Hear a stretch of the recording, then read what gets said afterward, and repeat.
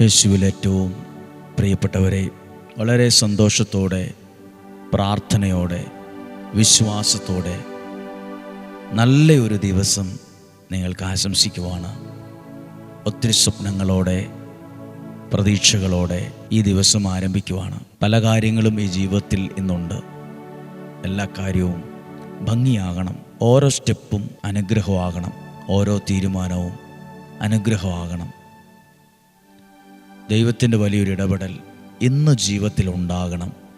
ഇന്ന് നമ്മൾ പ്രത്യേകം പ്രാർത്ഥിക്കാൻ പോകുമ്പോൾ ഒരു കാര്യം ഓർക്കുവാണ്. നമ്മൾ ഈ നഴ്സറികളിലൊക്കെ പോകാറുണ്ട്. നഴ്സറി എന്ന് പറഞ്ഞാൽ ഈ ചെടികളൊക്കെ ലഭിക്കുന്ന നഴ്സറിയുണ്ട്. അവിടെ ചെല്ലുമ്പോൾ നമുക്ക് നല്ല പൂക്കളുള്ള ചട്ടിക്കകത്ത് നല്ല പരിപാലനയൊക്കെ ലഭിച്ച്, വെള്ളവും വളമൊക്കെ ലഭിച്ച് നല്ല പൂക്കളോടെ ഇരിക്കുന്ന ചെടികളെ കാണുമ്പോൾ നമുക്ക് മേടിക്കാൻ തോന്നും.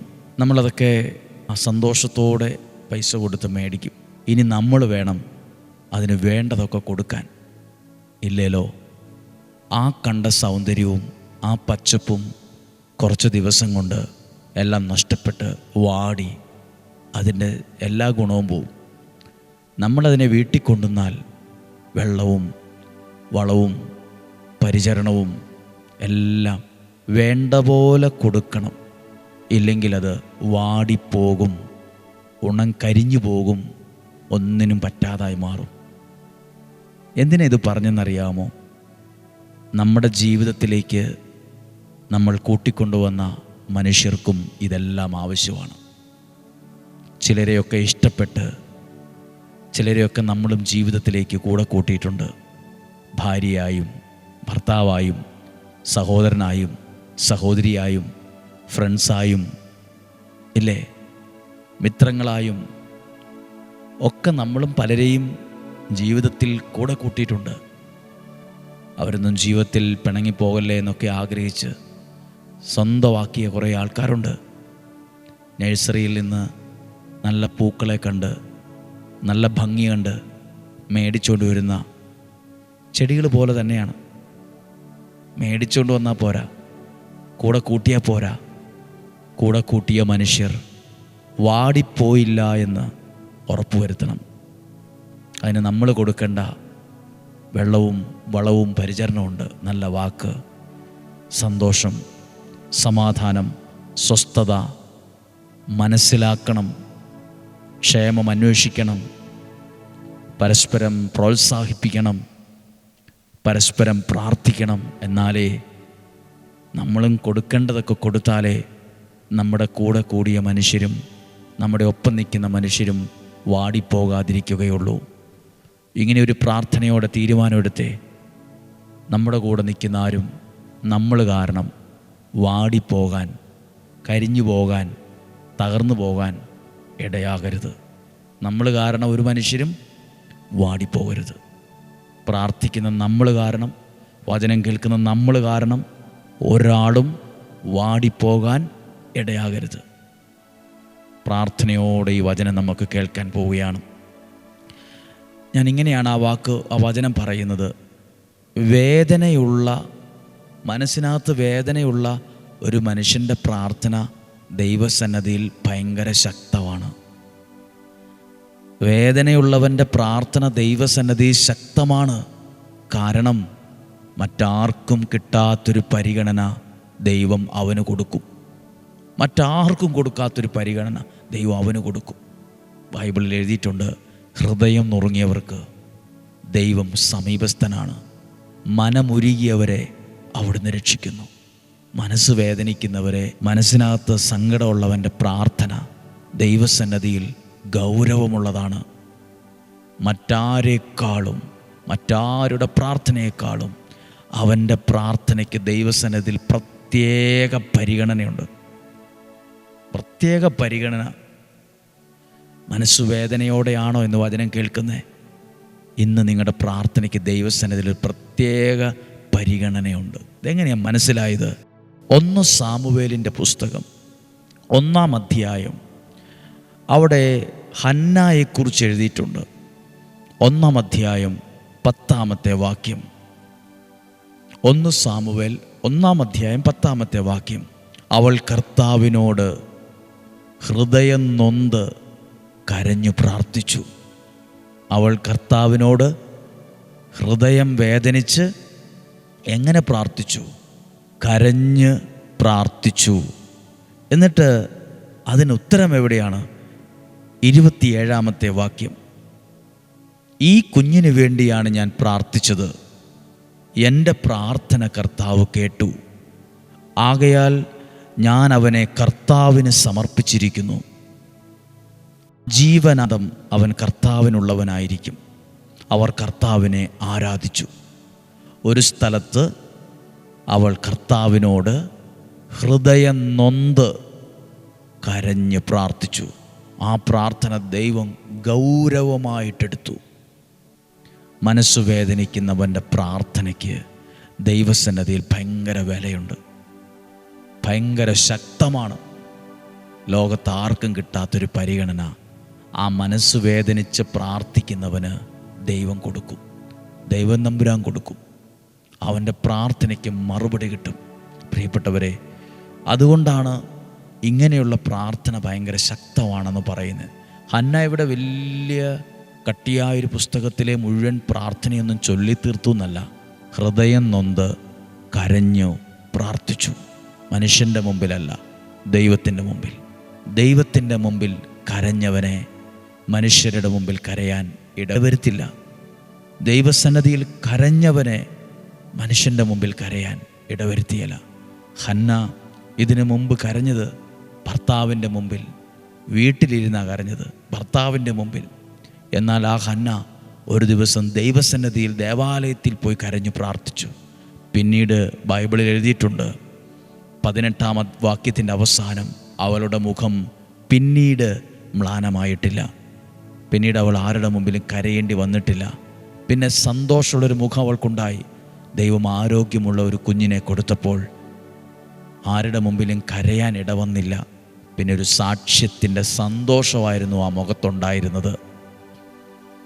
മനസ്സു വേദനിച്ച് കരയുന്നവരാണോ, വിഷമിക്കുന്നവരാണോ, പ്രതിസന്ധിയിലൂടെ കടന്നു പോകുന്നവരാണോ, നിങ്ങളുടെ പ്രാർത്ഥനയ്ക്ക് ദൈവസന്നിധിയിൽ ഒരു പ്രത്യേക ശക്തിയുണ്ട്.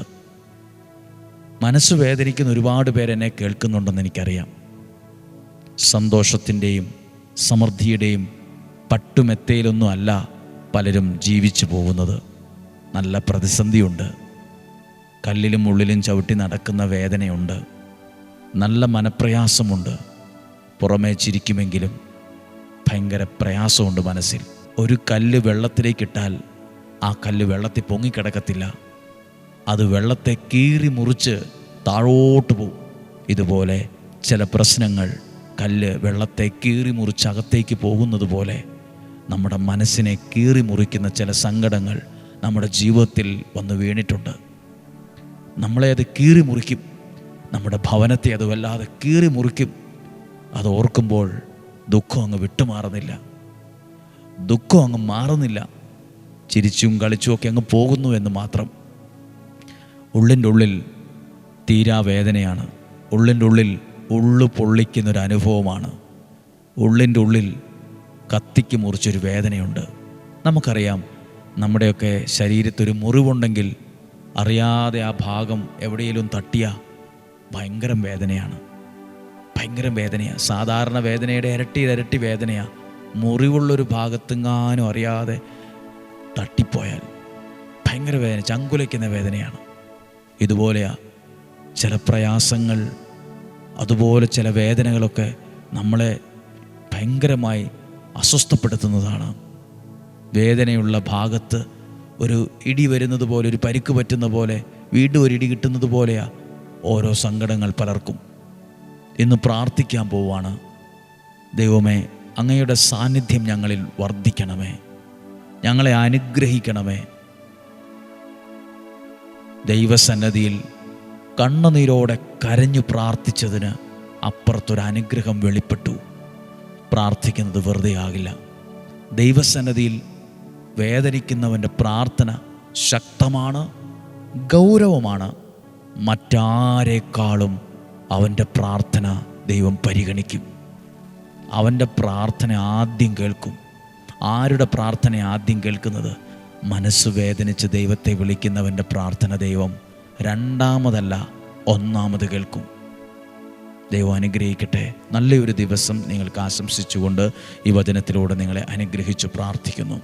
നമ്മുടെ കർത്താവ് ഈശോ മിശിഹായുടെ കൃപയും പിതാവായ ദൈവത്തിൻ്റെ സ്നേഹവും പരിശുദ്ധാത്മാവിൻ്റെ സഹവാസവും കൂടെ ഉണ്ടായിരിക്കട്ടെ.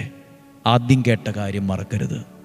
നല്ല ഭംഗി കണ്ട് ആ ചെടി മേടിച്ചുകൊണ്ട് വന്നു, പക്ഷേ വെള്ളവും ഒഴിച്ചില്ല, പരിചരണം കൊടുത്തില്ല. 4 ദിവസം കഴിഞ്ഞപ്പോൾ അത് വാടിപ്പോയി.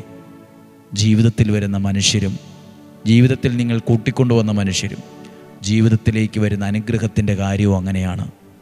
അനുഗ്രഹമൊക്കെ ജീവിതത്തിൽ കിട്ടും, പക്ഷെ പിന്നീട് അതിന് വെള്ളം ഒഴിക്കില്ല, പിന്നീടത് പരിചരിക്കുകയില്ല, മെയിൻ്റെനൻസ് ഒന്നും നടത്തത്തില്ല, വാടിപ്പോവും. പലരുടെയും ജീവിതത്തിൽ വന്ന വ്യക്തികളും പലർക്കും കിട്ടിയ അനുഗ്രഹവും വാടിപ്പോയത് അങ്ങനെയാണ്. ജീവിതത്തിൽ നിങ്ങൾക്ക് കിട്ടിയ അനുഗ്രഹവും ജീവിതത്തിൽ നിങ്ങൾക്ക് കിട്ടിയ നല്ല മനുഷ്യരുമുണ്ട്. അവരൊന്നും വാടിപ്പോകാൻ നമ്മളായിട്ട് ഇടവരുത്തരുത്. പ്രാർത്ഥിക്കുന്നു. രോഗങ്ങൾ, അപകടങ്ങൾ, ദുർമരണങ്ങൾ, മുപ്പെത്താത്ത മരണങ്ങൾ എല്ലാം മാറിപ്പോകട്ടെ. ദീർഘായുസ്സും ആരോഗ്യവും ഉണ്ടാകട്ടെ. ഒരു ദോഷവും എനിക്ക് വരികയില്ല, ഒരു തിന്മയും എനിക്ക് വരില്ല, ഒരനർത്ഥവും എൻ്റെ കൂടാരത്തെ തൊടുകയുമില്ല. എൻ്റെ ദൈവത്തിൽ ഞാനത് വിശ്വസിക്കുന്നു. അനുഗ്രഹയിലെ കൈവിരിച്ചു പിടിച്ചിരിക്കുന്ന യേശുവിൻ്റെ കൈകൾക്കുള്ളിൽ നിന്ന് ഒരു സാക്ഷ്യത്തെ പറയാൻ ദൈവം എനിക്കും അവസരം തരും. ദൈവം അനുഗ്രഹിക്കട്ടെ. നല്ലൊരു ദിവസം നിങ്ങൾക്ക് ആശംസിക്കുന്നു. ദീർഘായുസ്സും ആരോഗ്യവും സന്തോഷവും സമാധാനവും ദൈവം തരട്ടെ. താമസിക്കാൻ നല്ല ഭവനം, സന്തോഷമുള്ളൊരു വീട്, സഞ്ചരിക്കാൻ കൊള്ളാവുന്ന നല്ലൊരു വാഹനം, ഭക്ഷിക്കാൻ നല്ല ആഹാരം, നല്ല ആത്മീയ ജീവിതം, ദൈവത്തോടുള്ള ബന്ധം എല്ലാം നിങ്ങൾക്കുണ്ടാകട്ടെ. ഇന്നും ജീവിക്കുന്ന യേശുവിൻ നാമത്തിൽ നിങ്ങളെ അനുഗ്രഹിച്ച് പ്രാർത്ഥിക്കുന്നു, ഇപ്പോഴും എപ്പോഴും എന്നേക്കും. ആമേൻ. പ്രിയപ്പെട്ടവരെ, ഇന്ന് തിങ്കളാഴ്ചയാണ്. ഈ വ്യാഴം വെള്ളി ദിവസങ്ങൾ പ്രത്യേകം ഓർത്ത് പ്രാർത്ഥിക്കുന്നു. നിങ്ങൾക്ക് ഈ ആലയത്തിൽ വന്ന് പ്രാർത്ഥിക്കാൻ വ്യാഴാഴ്ച ഒരു ദിവസം വന്ന് താമസിച്ച് വചനം കേട്ട് പ്രാർത്ഥിക്കണമെന്നൊക്കെ ആഗ്രഹമുണ്ടെങ്കിൽ ബുക്ക് ചെയ്യണം.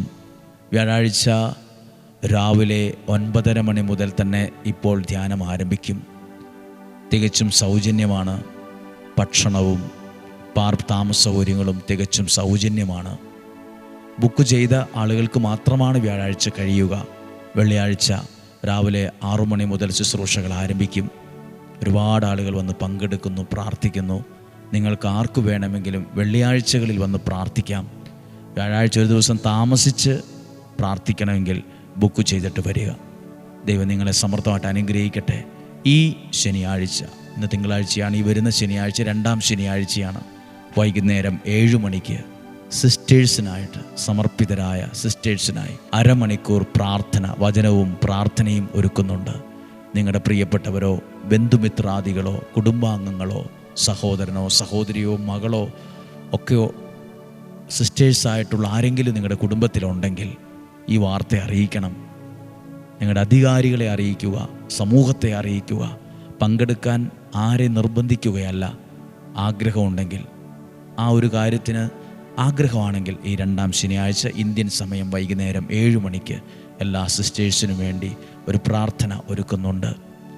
ദൈവം നിങ്ങളെ അനുഗ്രഹിക്കട്ടെ. ദൈവം നിങ്ങളെ സഹായിക്കട്ടെ. സാധ്യമായ എല്ലാവർക്കും അയച്ചു കൊടുക്കണം. അതൊരു അനുഗ്രഹമാണ്, അതൊരു സുവിശേഷ വേലയാണ്. നമ്മളിലൂടെ ആരെങ്കിലുമൊക്കെ ദൈവത്തെ അറിയാൻ, ദൈവവചനം അറിയാൻ ഇടവരട്ടെ. നാളെയും 5:30 തന്നെ ഒരുമിച്ച് കാണാൻ ഇടവരട്ടെ. ഒരുമിച്ച് കാണുന്നത് വരെ സ്വർഗത്തിലെ ദൈവം നമ്മെ ഓരോരുത്തരെയും ഒരു കുടുംബത്തിലെ അംഗങ്ങളെ പോലെ സൂക്ഷിക്കട്ടെ. ആമേൻ.